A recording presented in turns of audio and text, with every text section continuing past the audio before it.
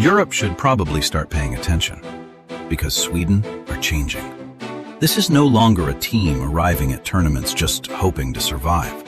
This generation feels sharper, faster, far more dangerous.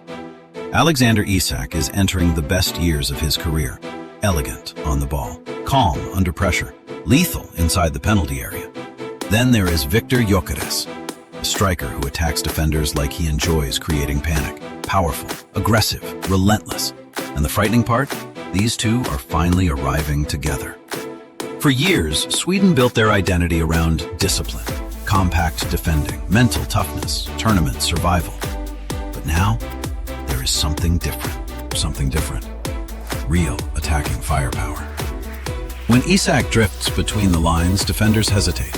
When Gyokeres charges into the box, entire back lines start retreating. And once Anthony Elanga finds open space in transition, matches suddenly become chaotic. This does not feel like the old Sweden. Not the Zlatan era. Not the conservative side from 2018. This team plays with more aggression, more belief, more confidence. And after one of the strangest qualification stories in recent memory, Sweden are heading back to the World Cup. Not as tourists, as a serious threat. Because history keeps repeating the same warning. Whenever Sweden reach the World Cup, they usually leave damage behind. Sweden's football story started more than a century ago, back in 1908, long before football became the global machine it is today. Even before the World Cup officially existed, Sweden were already competing against some of Europe's strongest nations. And by the 1924 Olympic Games in Paris, they had already secured a bronze medal. That early success shaped the country's football identity, structure, intensity, physical commitment, emotional resilience. Then came the World Cup years. In 1934, Sweden made their tournament debut in Italy. Their first ever World Cup match came against Argentina. The atmosphere was hostile, the pressure enormous.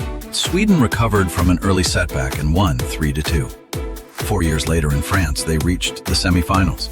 They demolished Cuba 8-0. Still one of the biggest victories in World Cup history. Then came 1950, the tournament that proved Sweden could compete with football royalty. They defeated Italy, reached the final round.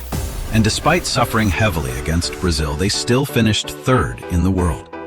But nothing compared to what happened in 1958. The greatest World Cup campaign Swedish football has ever seen. Sweden hosted the tournament. The entire nation believed something historic was possible. Every stadium felt alive. Every victory increased the pressure and responded magnificently. They topped their group, eliminated the Soviet Union, then defeated West Germany in the semifinals, the reigning world champions. Suddenly, Sweden were one match away from immortality. Then came Brazil, a young Pelé, and the biggest night in Swedish football history. For a few unforgettable minutes, the impossible felt real. Niels Lidholm scored after only 4 minutes. The stadium exploded. The dream had started. But then Brazil accelerated. The movement became impossible to track. The pressure never stopped. And Pelé announced himself to the world. Brazil won 5-2. Sweden lost the final. Night permanently changed how the football world viewed them. From that moment onward, Sweden were never treated like a small football nation again. And over the following decades, they continued building a reputation as one of international football's most uncomfortable opponents. In 1974, they reached the second group stage without conceding a goal in the opening round. Then came 1994, one of the greatest campaigns in Swedish football history. That squad combined discipline with devastating counterattacks. Thomas Brolin, Martin Dahlin, Kenneth Andersson. Sweden survived brutal knockout matches, eliminated Romania in a dramatic quarterfinal, then reached the semifinals before eventually finishing third. Their best World Cup result since 1958. Then football entered the Zlatan Ibrahimović era. Swagger, confidence, global attention. Sweden suddenly had one of the sport's biggest personalities, a player capable of producing moments that felt impossible. But strangely enough, Their greatest modern World Cup run arrived without it. In 2018, Sweden returned after a 12-year absence. No Zlatan, no global superstar, no massive expectations, and somehow they became knockout opponents, which makes their road to the 2026 World Cup even more unbelievable, because the qualification campaign nearly collapsed. Results disappeared, confidence dropped, momentum evaporated. At one point, qualification looked completely impossible.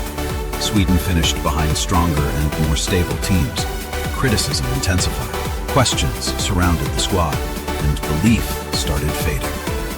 But football has a strange way of creating second chances. The Nations League became Sweden's lifeline, one final route back into the tournament. And suddenly, everything changed. Gyokeres exploded into form. The attack became far more aggressive. The intensity returned.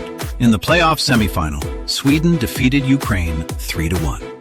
Gyokeres scored a stunning hat-trick. Every run created panic. Every finish carried conviction. Then came the playoff final. One match separating Sweden from the World Cup. The pressure inside Stockholm was suffocating. Poland controlled long periods. Sweden suffered without the ball. The defensive line kept retreating. The tension became unbearable.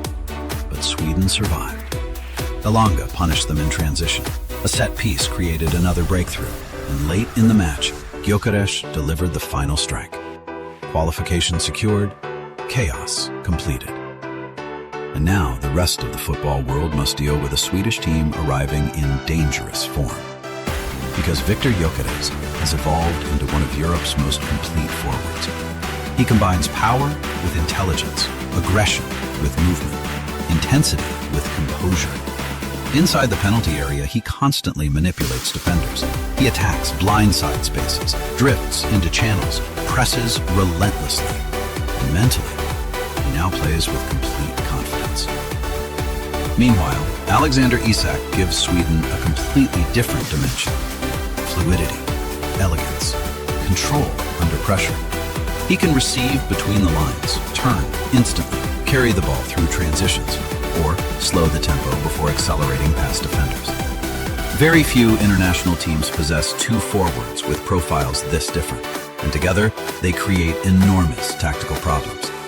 If defenders push higher against Gyokeres, Isak attacks the space underneath. If teams collapse centrally, Elanga stretches the game wide in transition. And Sweden's supporting cast only increases the danger. Lucas Bergvall brings creativity. Daniel Svensson offers tactical flexibility. Victor Lindelof organizes the defensive structure. Isak Hien adds aggression and recovery speed. Suddenly, this squad feels balanced, experienced, prepared, which is exactly why Sweden feel dangerous again. Experienced, prepared. Which is exactly why Sweden feels dangerous again. Not because they are favorites, not because they dominate possession, not because they possess the deepest squad in the tournament, but because World Cups are built for teams like this. Emotionally resilient teams, physically intense teams, teams capable of surviving chaos. And historically, Sweden have always understood tournament football. That is why nobody should underestimate them. Because if Isak catches rhythm early, if Gyokeres continues this form, if Sweden build momentum inside the tournament, then one of football's oldest international stories could suddenly become dangerous again. Very dangerous.